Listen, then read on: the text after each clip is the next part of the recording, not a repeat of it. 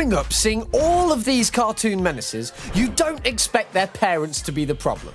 That's the job of the main characters, right? But that isn't always the case. In fact, in a lot of cartoons that we loved as kids, we miss that fact. The real reason these kids act out is their parents. So, why does this happen? And which of our favourite cartoon parents are actually guilty of it? Well, for starters, Horrid Henry's parents are guilty. These two people made me want to pull my hair out on a daily basis. Henry's mum and Silly Simon are the picture of good parenting when they aren't dealing with their first son. They take care of the second-born, perfect Peter, and overly dote him whenever they have the chance, even when he does wrong. But Henry might as well be a damn cockroach feeding off the grains in the cupboard, with how much they don't want him there. Well, all right then. Yes! But don't be horrid, Henry. No, Mum, I won't. This, dear viewer, is what I call the golden child parent. Parents so hyper-focused on just one of their kids while they act like they would trade the other kid out for a chocolate bar. And I'm not exaggerating with that analogy either. There's an episode where Mum claps when a magician suggests that he wants to make her son disappear. Shall now attempt to make this clever little boy disappear. Bravo! Bravo! Oh, lovely. Yeah, when your kid's rival gives you the "what the hell is wrong with you" look, you should really go to your bedroom and have a good long hard think about what the bloody hell is actually wrong with you. Another good example of this trope would be Homer and Marge from The Simpsons. They aren't as obvious with it as Henry's parents, but when Homer's first instinct whenever he sees Bart is to treat his neck like a stress ball while their perfect daughter Lisa gets nothing but the princess treatment, it's not hard to see who's the favourite kid here. Go, Homer! Mom says get your fat ass over to the Flanders. Bart! Don't call me that! Which one, Homer or fat ass? You little... They're both bad, and I suspect you know it! Get your hands off of me, you fat ass! And where does this leave the kids? Well, the golden child ends up being spoiled and entitled. When you grow up being treated like the very ground you walk on is gold, you kind of get an ego.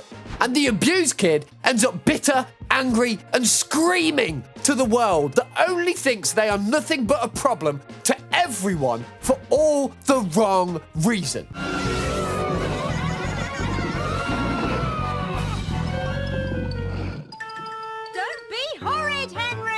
But that doesn't mean that being an active parent with your kids' lives can have good results either. I mean, take Stefan and Linda from South Park. They're super involved in Butter's life, except they have the parenting skills of a wild badger. These two nutters have turned grounding into an Olympic sport, and their poor son Butters is the perpetual gold medalist. Take How to Eat With Your Butt, where Butters gets grounded for making a silly face in his school photo. Except that's just his face. He thinks it's funny to look like a jackass in his school pictures that I have to pay for. That's just what I look like. See? Don't you make that face at me, young man. And his face is apparently so bad that he needs to be grounded yet again for his horrible behaviour of being ugly. If my parents had the same rule, I'd probably never see the light of day again. Anyways, keep in mind that this is the very first time we see Butters getting grounded in the whole series. And it's for an absolutely bollocks reason like this. But trust me, this is not the worst offence he's apparently committed. Let me just bring out my notes here. The kid's gotten grounded for misplacing food in cupboards, for being kidnapped in Imagination Land because he should have been helping his mum with chores instead, and one time he literally gets threatened with a grounding for having nightmares. Butters, what is going on?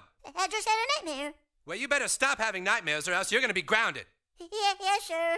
At this point, ground the kid for every damn breath he takes, for sake. But oh, that isn't the worst. No. The worst has to be in the episode where they tried to sell Butters to Paris Hilton for $250 million. And when the deal fell through, they grounded him for it.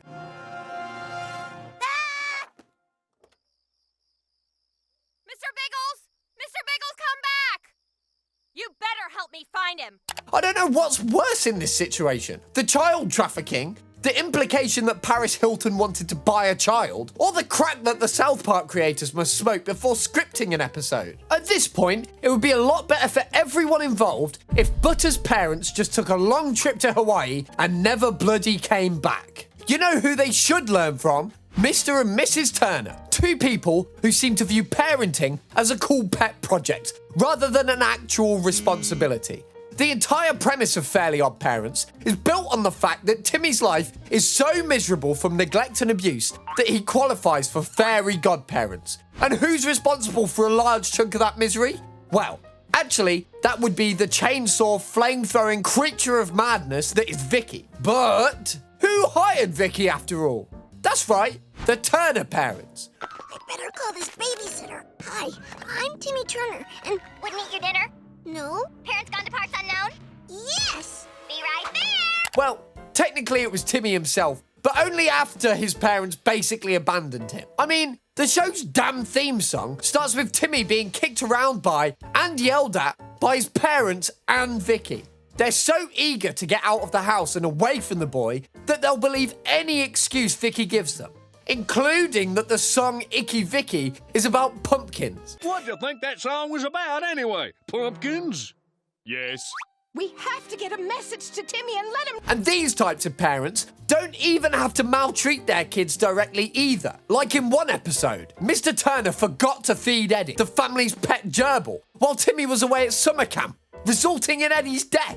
And what was his response? Blame it on his wife and call Eddie a runaway to avoid taking responsibility. Kill me? Why would he want to kill me? Your mom's the one that forgot to feed him when you went to summer camp. He didn't directly harm Timmy, but that doesn't mean I can't call this whole thing a move. That's why I call this parenting style the never their parents. Because they don't actually harm their kids, but bloody hell, at least care about your son more than once a month. Even when they are actually around, the Turners might as well not be, with how little time they spend with Timmy. Like that time Mr. Turner bought a car and literally spent more time with the vehicle than with his own son. Timmy had to wish himself into being the car just to get his dad's attention. Can we go for a ride? If by we you mean the car and me, then the answer is yes. Timmy's parents can't even remember to acknowledge their son's existence half the time. They're not evil like Vicky or Crocker. They're just so wrapped up in their own lives that Timmy might as well be a houseplant they occasionally remember to water. It takes actual skill to pretty much destroy your kid's life by not even being there. And sure, they love him. At least they claim they do, but they don't do nearly enough to show that. Right, let's see. We've covered favoritism, punishment obsession, and neglect. Now let's talk about Firelord Jose, who looked at all those parenting failures and said, "Oh my sake, I can do worse." I genuinely don't even think this man sees his children as actual human beings. I think they're just nothing but tools to help the Fire Nation build their power. Imagine a massive scar on your kid's face being the least traumatic thing about your parenting technique. And suffering will be your teacher. I looked away.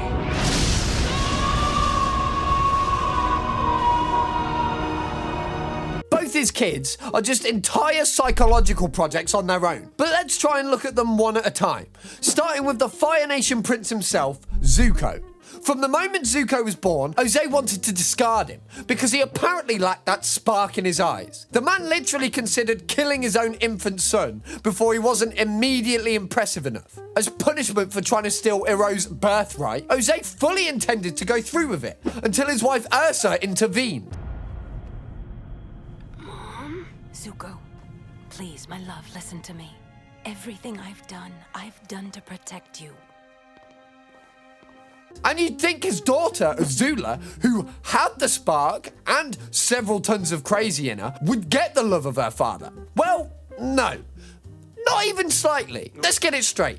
Jose never loved Azula. He groomed her into being his perfect weapon, making her believe that fear is better than love, and that she's only valuable as long as she's useful. When she started to crack under the pressure, where was dear old Dad? Off crowning himself Phoenix King and stealing her idea to burn the Earth Kingdom, leaving her with a meaningless Fire Lord title, while he took all the glory. Everything ready for our departure? There has been a change of plans, Azula. What? I've decided to lead the fleet of airships to Ba Sing Se alone. You will remain here in the Fire Nation. But I thought we were going to do this together. My decision is final. You can't treat me like this. You can't treat me like Zuko. Azula, silence yourself. But it was my idea to burn everything to the ground. I deserve to be by your side. Azula! Jose definitely saw Azula as his favourite, sure. But that bar isn't really high when you've sent your first kid to tour the world looking for a folk tale. At the end of the day, she was a much more useful tool than Zuko, and both children were abused. The only difference between them is that one had physical scars to prove it. Even Zuko eventually realised the best thing Jose ever did for him was exile him, because being away from that man was better than being his favoured child. Okay, maybe I've been focusing way too much on the bad. I mean, not all cartoon parents are just terrible right out of the gate. Some of them are genuinely trying to do their best for their kids, and they screw it up anyways. Enter Peter and Lois Griffin, two people who make Timmy's parents look like parents of the year. Let's start with Peter, a man-child with the intelligence of a bag of hammers and the impulse control of me when I see any horrid Henry merch in a shop. Then there's Lois, who despite being the more competent one, has lived such a crazy, terrible life that a new controversy about her is on the news at least once a week. The Griffin children have been endangered so many times, it would take an entire video to list all of them. I should probably do that at some point, but anyways, Peter and Lois don't even try to hide how much they don't care about their kids. Take the time Peter let the whole household vomit uncontrollably. All right, you guys, I got 8 crates of Epicac from Mort, all on my tab. Now, whoever goes the longest without puking gets the last piece of pie in the fridge.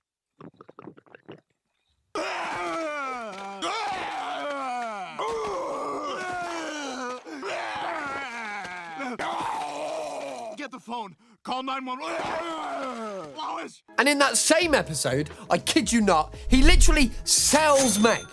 What? Yep, all you gotta do is sign this contract. Are you out of your mind? You can't sell me, you fat son of a bitch! Whoa, careful getting this fish off the hook, Mort. She's got some fangs. And speaking of Meg, that poor girl would have been better off not being born at all. I can't even call this golden child parenting, because it's not like they treat Chris any better. But Chris might as well be an angel when compared to how they treat Meg. Peter has repeatedly told Meg he doesn't love her, sold her for beer money, and the one time that Meg finally stood up for herself, the family fell apart because they needed her to absorb their dysfunction. Yeah, that's exactly what he does, because he's a selfish, fat idiot. You shut up, all he is. I didn't ask to be in this family. Lois isn't much better. She's forgotten Meg's birthday multiple times, actively encouraged the family to mock her, and we can't forget the time she almost let Joe fall off of a cliff because she told her to imagine him as Meg. Oh my God, Joe! Joe, you're too heavy. I can't hang on. Pretend I'm your child, Lois. Not Meg, not Meg. Lois. Meg is easily their worst target dummy, but Chris and Stewie don't have it easy either. I mean, there's a reason Stewie hates Lois so much and actively tries to kill her. There's also a reason why his head is shaped like a sideways egg. Anyway, I don't think dysfunctional even begins to describe those two, but somehow they aren't even the best uses of that word. If you want real dysfunctional, then let me introduce you to Jerry and Beth Smith, two people whose marriage is so toxic that their kids have developed coping mechanisms that would make therapists weep. Jerry and Beth's relationship starts the way any horrible marriage would. Beth got pregnant with Summer, forcing them into a marriage neither of them really wanted and they definitely weren't ready for. And although they love to act like everything's alright, and they really do love each other, the Cold War that goes on between them every other episode really says otherwise. It doesn't help that Beth is basically a female version of Rick, which on one hand makes her a bloody genius, but on the other hand gives her sociopathic tendencies. And if you know Rick Sanchez, you know the thought of being trapped in a normal life might as well be an advanced torture technique. Runner. If nothing matters. Why would you do that for me? I don't know, maybe you matter so little that I like you. Or maybe it makes you matter. Maybe I love you. Maybe something about your mother. Don't jump a gift shark in the mouth. This woman has her father's capacity for cruelty and her mother's bitterness, and it all comes out in how she parents. Jerry, meanwhile, is so insecure and desperate for validation that he constantly tries to prove he's the man of the house, which usually results in him making things worse, like 99.99 recurring % of the time. And of course, let's not forget that Jerry is he's a big moron. Morty, I'm throwing out some stuff from our last couple adventures. You got any use for this diamond? Nope, I'm good. This is gonna be fine. I'm sorry! I can't stop once I start! Whatever. Everyone knows I'm embarrassing. I'm bulletproof. Yeah, Rick hates the guy and would take any opportunity to call him out, just to make himself feel better. But Jerry's shown time and time again that when his family really needs him, he'll always look out for himself first. So, when you put these two together and force them to stay in love and build a family, well, how do you think that dynamic would go? They use Summer and Morty as emotional support animals for their failing marriage, and Summer knows she was an unwanted pregnancy because both parents keep reminding her multiple times. Then, when Morty is not going on death-defying adventures with his alcoholic granddad, he's forced to choose sides or mediate between two adults who should know better. Can I show you something? Morty, no offense, but a drawing of me you made when you were 8 isn't gonna make me feel like less of an accident. That out there? That's my grave. Wait, what? On one of our adventures. That's deep. With shit like this going on, you'd think the two of them just splitting up would be the best result for literally everyone involved. And honestly, you'd be bloody right about that. When they finally did cut the knot in season 3, the kids were noticeably happier and healthier. That should tell you everything you need to know. Their children were better off when their parents were separated, because at least then they weren't subjected to constant fighting and emotional manipulation. But I mean, if we give them the benefit of the doubt, they were trying their best. They were present. Terrible parents, but I mean, they were present. Which honestly is better than a lot of parents, especially the parents of Dr. Heinz Doofenshmirtz's family. You've seen the gag in almost every episode of Phineas and Ferb, but have you ever really taken the time to think about just how much effort two people have to put in to be so absent from their son's life? Throughout Phineas and Ferb, we get glimpses of Doof's childhood through his backstories, and each one is somehow more tragically absurd than the last. And made my miserable childhood bearable. My giant pet cockroach, Hoarfrost, and garlic ice cream. I don't even know where to start with those two, but no matter what part of the timeline I point to, it's just hilarious, but depressing. For starters, his parents missed his birth. Not because of an emergency or anything, they just weren't there. I don't even know how that's possible. How cute, but where's Mom? She didn't, show up for the birth. The dad, sure, maybe he was somewhere else, but how on earth do you give birth to your son without being there? And then there was that time his parents forced him to be a lawn gnome. Yeah, boy. Like an actual lawn gnome. Young Heinz had to stand in the yard all day while his brother got to be a real boy. First of all, why not just buy an actual lawn gnome? What was the thought process that led to his dad to look at his son and think, yeah, this can work as a lawn gnome? It's not as if they were broke. He could buy or at least make the gnome outfit, so they could definitely craft something. And it only gets weirder. They also made him wear dresses as a child. Because we were out of material, I was forced to wear those same dresses for... Forgot about him constantly, never showed up to his birthdays, and his mother's love was always inexplicably linked to kickball, which Heinz was terrible at. The man's childhood was so comprehensively awful that his adult life as a supervillain is basically him working through decades of trauma, one ridiculous scheme at a time. Weirdly enough though, Doof turned out to be a genuinely good father to his daughter Vanessa, despite having the worst possible role models. He's present, he's loving, he's supportive, and he actually listens to her. That's why he's the GOAT! Even though his parents were never any of those things, and honestly raised him like he was a piece of pocket lint, he still managed to turn out to be a pretty okay guy. You know, ignoring the occasional evil invention like 3 times a week. It's nice to know that someone can work through the trauma of a terrible parent and become an actually good person. We can all take that as a lesson. No matter how terrible you were treated growing up, things can and will get better. Don't you dare say that we don't give good lessons on this channel. Subscribe to the channel and I'll be back with a new video before you can blink. Blink, motherfucker! I'm serious. Blink and see what happens. You see? There it is, on screen already. Cheerio, guys.